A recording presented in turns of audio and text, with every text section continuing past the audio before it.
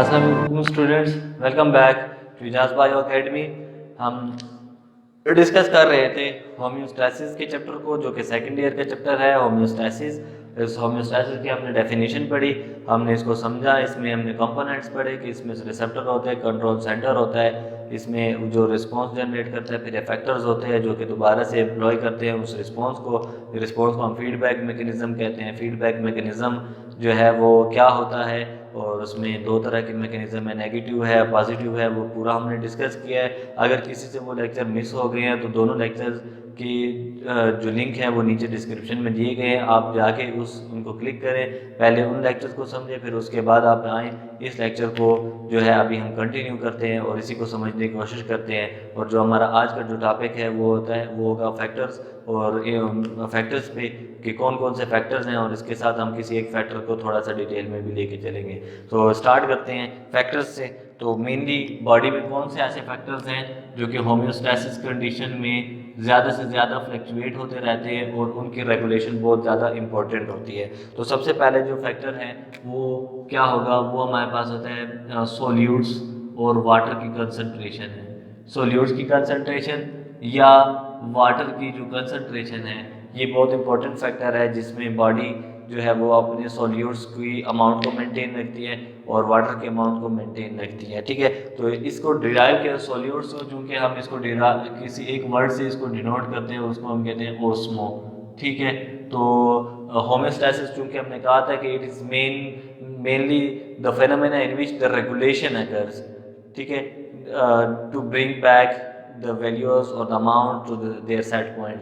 ठीक है, तो ये हमारे पास क्या है, चूँकि सोल्यूट्स है तो सोल्यूट्स की अमाउंट अप या डाउन होगी, या वाटर की अमाउंट अप या डाउन होगी, तो इसकी रेगुलेशन होगी। तो इस वजह से हम कहते हैं कि ओस्मो रेगुलेशन। ठीक है, तो हम इसको क्या नाम दे देते हैं, ओस्मो रेगुलेशन का नाम देते हैं, जो कि सोल्यूट्स और वाटर की कंसंट्रेशन की रेगुलेशन होगी। नंबर 2 पे हम देख लेते हैं टेम्परेचर। नंबर 2 पे क्या होगा, यहाँ पे होगा, ये होगा टेम्परेचर। ठीक है, हम क्या है, हमारी बॉडी है उसका टेम्परेचर बहुत ज़्यादा फ्लक्चुएट होता रहता है due to infection, due to external environment, गर्मी है, सर्दी है, समटाइम हम नहा लेते हैं, समटाइम हम कोई चीज़ ऐसी खा लेते हैं, मेटाबॉलिज्म की वजह से टेम्परेचर अप डाउन हो सकता है।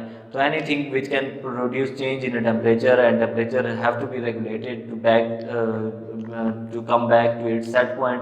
तो हम उसमें देखते हैं, तो टेम्परेचर है, टेम्परेचर को चूँकि तो कहते हैं थर्म। ठीक है, बायोलॉजी की लैंग्वेज में हम इसको क्या बोलते हैं, इसको बोलते हैं थर्म। और इसी तरह ये चूँकि इसकी रेगुलेशन होगी टेम्परेचर की, तो हम इसको कह देते हैं थर्मो रेगुलेशन। तो ये जो फेनोमेना होगा ये होगा थर्मो रेगुलेशन का। नेक्स्ट नंबर 2 पे हम क्या कहते हैं, सोल्यूट्स है, टेम्परेचर है। टेम्परेचर और सोल्यूट्स के अलावा नंबर 3 क्या होगा, तीसरे नंबर पे वेस्ट्स हैं। ठीक है, नाइट्रोजनस वेस्ट है। टिपिकली हम क्या बोलेंगे, नाइट्रोजनस वो वेस्ट जिनमें नाइट्रोजन प्रोड्यूस और नाइट्रोजन बहुत ज़्यादा हार्मफुल है। तो इस वजह से इन वेस्ट का बॉडी से एलिमिनेट होना बहुत ज़्यादा ज़रूरी होता है। तो इनकी एलिमिनेशन कैसे होती है, ये एक प्रोसेस है एलिमिनेशन का, जो कि रेगुलेट करता है कि इसको वेस्ट को और हार्मफुल वेस्ट के हार्मफुल इफेक्ट से हमें बचाता है। ठीक है, तो ये बेसिकली इसको हम कहते हैं एक्सक्रीशन का प्रोसेस, क्योंकि एलिमिनेशन है इनकी, तो एलिमिनेशन, तो एक्सक्रीशन का प्रोसेस है जो कि हम डिस्कस करेंगे। ठीक है, तो ये 3 है। अब इससे पहले सबसे पहले जो है वो हमने डिस्कस करना होगा ओस्मो रेगुलेशन। तो ओस्मो रेगुलेशन की बेस पे, ठीक है, सबसे पहले हम क्या करेंगे, ओस्मो रेगुलेशन को हम डिस्कस करते हैं। इसको डिस्कस करेंगे ओस्मो रेगुलेशन को। चलिए, ओस्मो रेगुलेशन सॉल्यूट्स की कंसंट्रेशन या वाटर की कंसंट्रेशन है टिपिकली, तो इसको जब हम रेगुलेट करते हैं इसकी रेगुलेशन की, तो इसमें हम सबसे पहले इन्वायरमेंट को डिवाइड करते हैं 3 इन्वायरमेंट से। ठीक है, इन्वायरमेंट को 3 कैटेगरीज में डिवाइड करते हैं। तो कौन कौन सा इन्वायरमेंट हो सकता है, on the basis of solute environment is categorised into 3 groups. First जो होगा वो हमारे पास कौन सा इन्वायरमेंट होगा, फर्स्ट होगा जिसमें हमारे पास मोर सोल्यूट्स होंगे।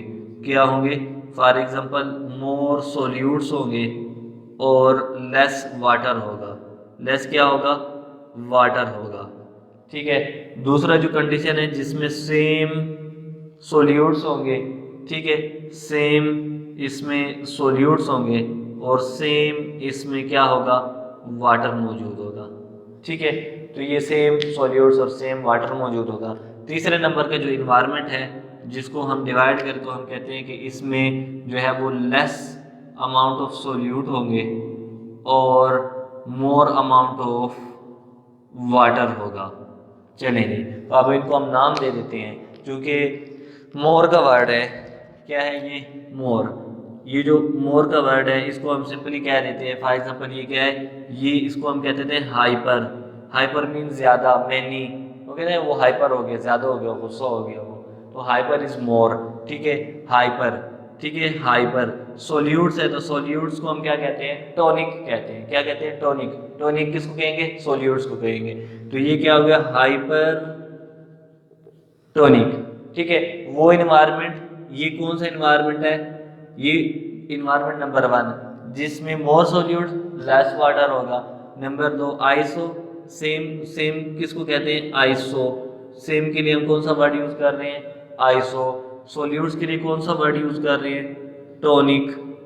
ठीक है, तो ये कौन सा इन्वायरमेंट हो गया, ये इन्वायरमेंट हो गया isotonic environment. Same solutes with same water और सेम सॉल्वेंट।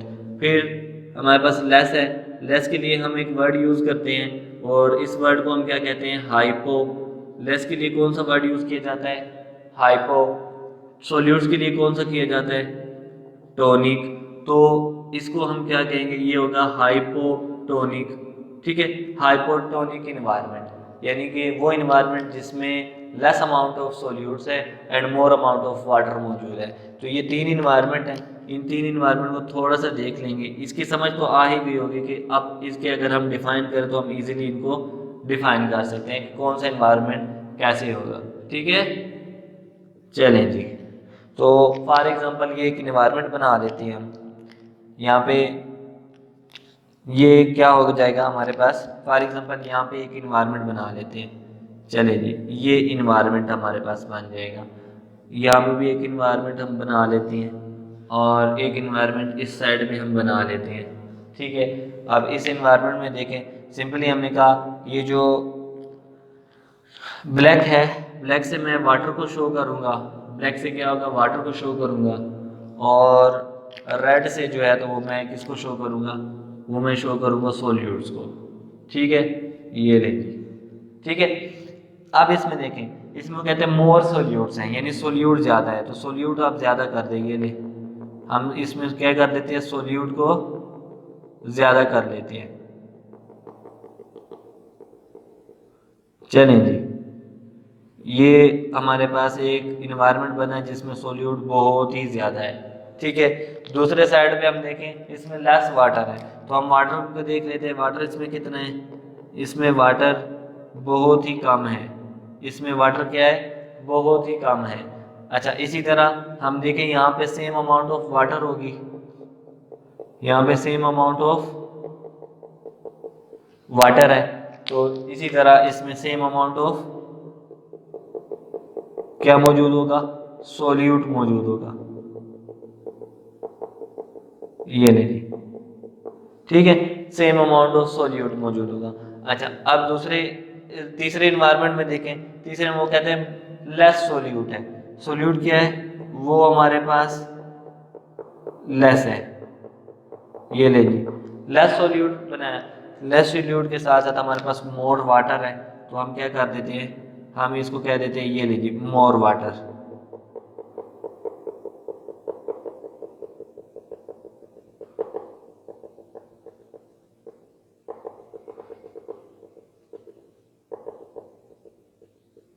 चले जी, ये हो गया मोर वाटर।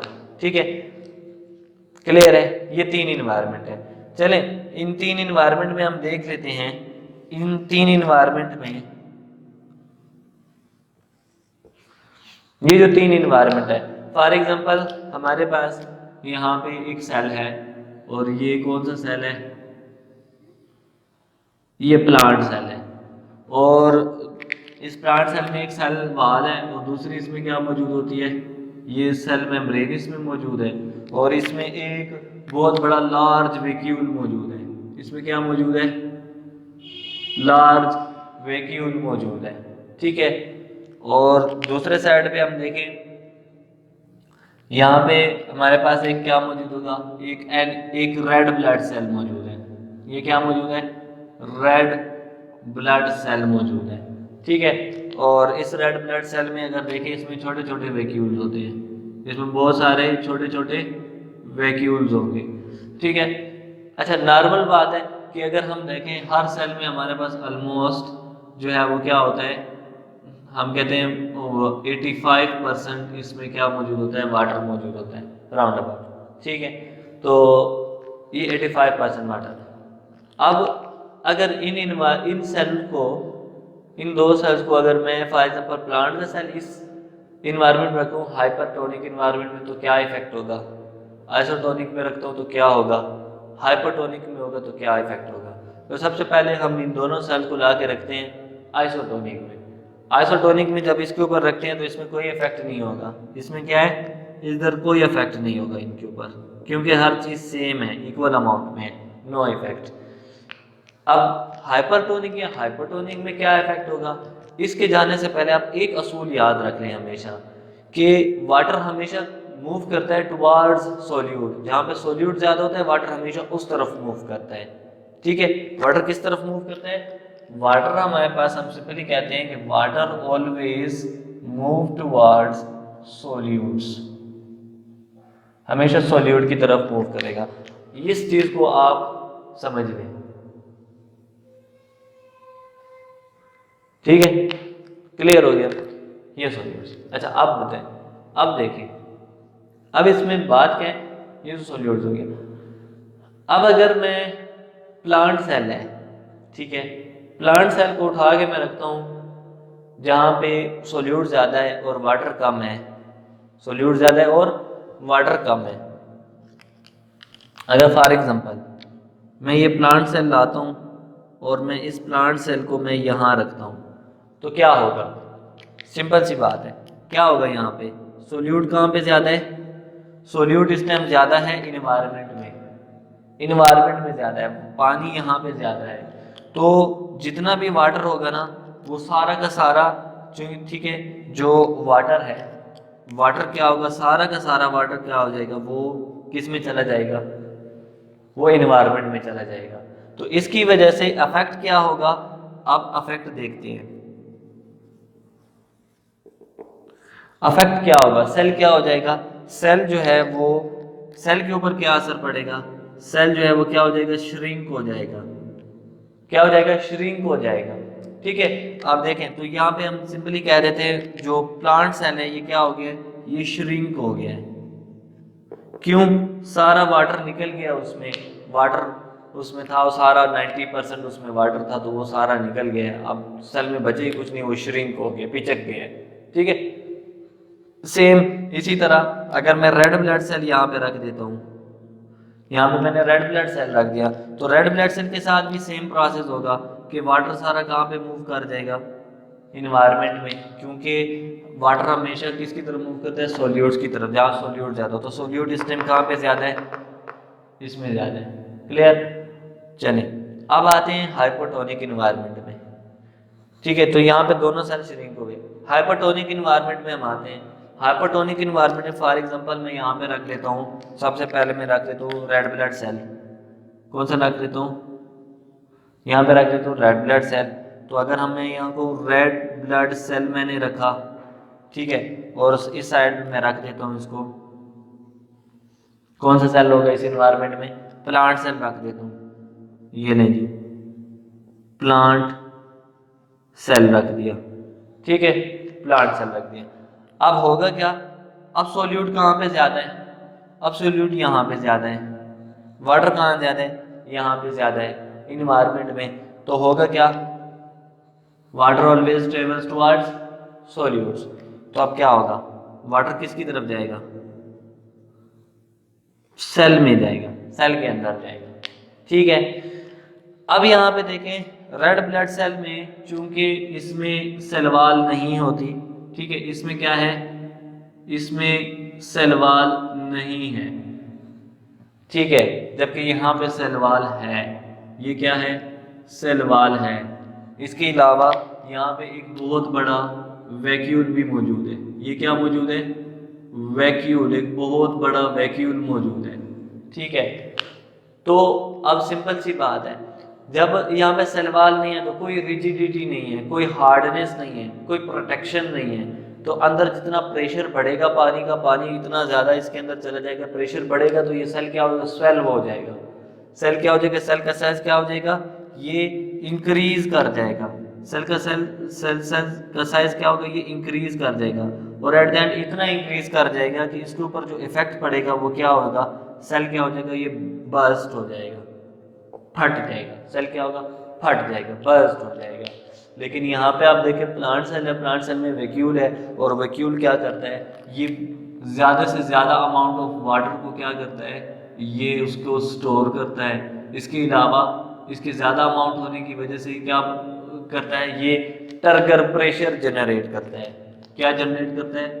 Turgor pressure.